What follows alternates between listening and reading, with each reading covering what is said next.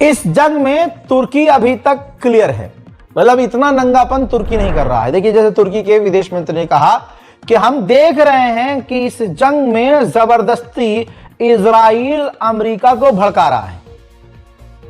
यह जंग की नौबत नहीं है, लेकिन अमेरिका को भड़का रहा है इजराइल। और ये हम देख रहे हैं, ईरान में जो लोग मारे गए उसे लेकर हमें दुख है और हमें यकीन है कि ईरान ये खुद संभाल लेगा। इंटरनल मैटर है उसका, बाहरी इंटरफेयर के बिना ही इस मामले को सुलझा लेगा। लेकिन हम देख रहे हैं कि ईरान पर जबरदस्ती जंग और हमला थोपा जा रहा है, और अगर ईरान पर हमला होता है तो हम ईरान के साथ हैं और ईरान पर होने वाले हमले के खिलाफ हैं। ईरान के विदेश मंत्री तुर्की भी पहुंचे थे। तुर्की की जमीन पर खड़े होकर उन्होंने कहा कि इजराइल जबरदस्ती पूरे इलाके में आग लगवाना चाहता है। इजराइल का मकसद दूसरा है। इजराइल पूरे इलाके पर कब्जा करना चाहता है, पूरे इलाके में जंग छेड़ना चाहता है। इजराइल अमेरिका को भड़का रहा है और अमेरिका हमारे खिलाफ गलत हरकतें कर रहा है। ईरान के विदेश मंत्री ने साफ तौर से तुर्की की सरजमीन पर खड़े होकर कहा कि बातचीत करने को हम तो पहले से तैयार हैं, अभी भी तैयार हैं। शर्त यही है कि दोनों इज्जत से बात करें। बात कितनी ईमानदारी की है भैया, कि दोनों ही इज्जत और प्यार से बात करें, एक दूसरे की इज्जत को आगे रखते हुए बात करें। दादागिरी से हम बात नहीं कर पाएंगे, हम पर दबाव बनाया जाएगा, हम बात नहीं करेंगे।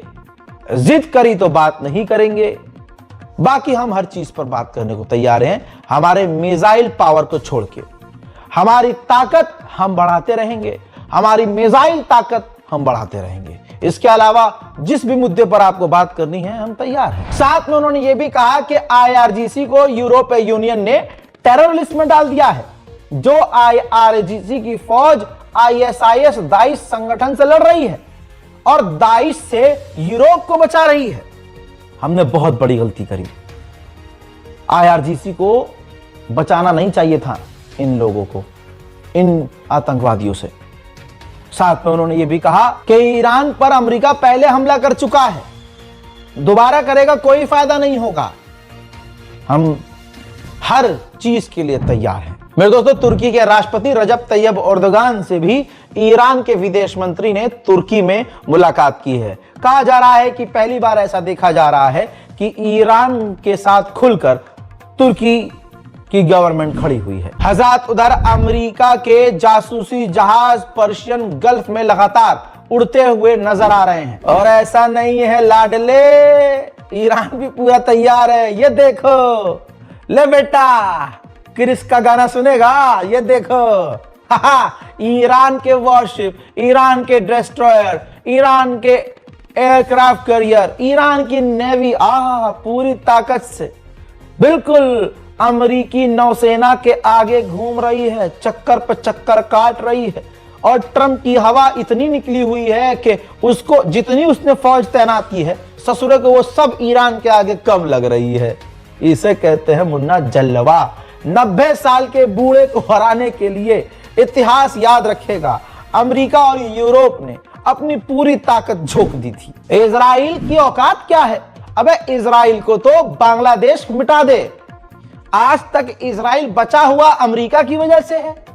अमेरिका फ्री में हथियार देता है, अमेरिका पैसा देता है, अमेरिका भाई साहब सारी चीजों में इजराइल की हेल्प करता है। तस्वीर देखिए, अमेरिका का ही 3rd एयर डिफेंस सिस्टम, सबसे ताकतवर एयर डिफेंस सिस्टम इजराइल में नजर आया है।